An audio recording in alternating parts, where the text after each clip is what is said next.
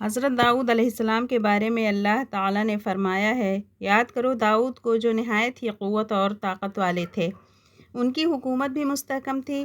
اللہ تعالیٰ نے داؤد کو زمین پر خلیفہ بنایا تھا اور حکم دیا تھا کہ اگر لوگ آپ کے پاس کوئی معاملہ لے کر آئیں تو انصاف کے ساتھ فیصلہ کریں۔ ان کی سلطنت میں مظلوموں کو انصاف ملتا تھا، ظالموں کو سزا دی جاتی تھی۔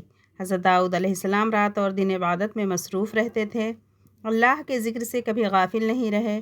آپ کی حکومت میں کوئی ننگا بھوکا نظر نہیں آتا تھا، غریبوں اور محتاجوں کا خیال رکھتے تھے۔ جب آپ زبور کی تلاوت کرتے تو ان کی آواز میں دلکشی معلوم ہوتی۔ روایت کے مطابق اس تلاوت کی آواز سن کر پرندے جمع ہو جاتے تھے، یہ ان کا سب سے بڑا معجزہ تھا۔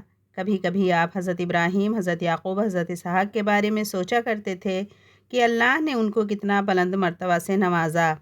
آواز آئی کہ اے داؤد، ان کی یہ بزرگی اس لیے دی گئی کہ وہ ہر مصیبت میں صبر کرتے تھے۔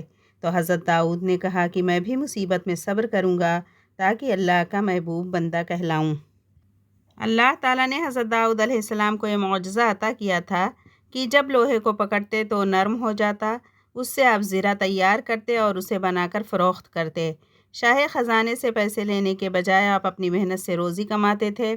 حضرت داؤد علیہ السلام کی بنائی ہوئی زرہیں لوگ شوق سے خریدتے تھے اور دشمن پر فتح حاصل کرتے۔ آپ علیہ السلام چرند اور پرند کی بولی سمجھتے۔ بنی اسرائیل میں حضرت موسیٰ علیہ السلام کے بعد حضرت یوشع مبعوث ہوئے۔ انہوں نے کئی جنگیں لڑیں اور ہر جنگ میں دشمن پر فتح حاصل کرتے تھے، اس لیے جنگجوؤں کو فخر تھا، وہ اکڑ اکڑ کر چلتے تھے۔ اسرائیلیوں کا اللہ کا حکم تھا کہ جب کسی شہر میں جنگ کے بعد داخل ہوں تو غرور نہ کریں، متکبر انسانوں کی طرح نہ بن جائیں، لیکن اسرائیلی اللہ کا حکم نہیں مانتے تھے اور بہت ہی مغرور ہو چکے تھے۔ اس نافرمانی پر اللہ نے ان پر عذاب نازل کیا۔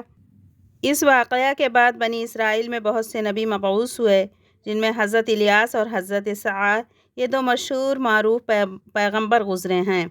اسرائیلیوں کو راہ ہدایت دکھاتے تھے، لیکن حضرت موسیٰ علیہ السلام کی وفات کے 400 سال تک ان میں کوئی بادشاہ نہیں تھا، نہ کوئی سردار تھا، اسی لیے طاقتور گروہ ان پر غالب آ جاتا تھا، جس کے نتیجے میں وہ بدحال اور کمزور ہو چکے تھے، مقابلے میں پسپا ہو جاتے تھے۔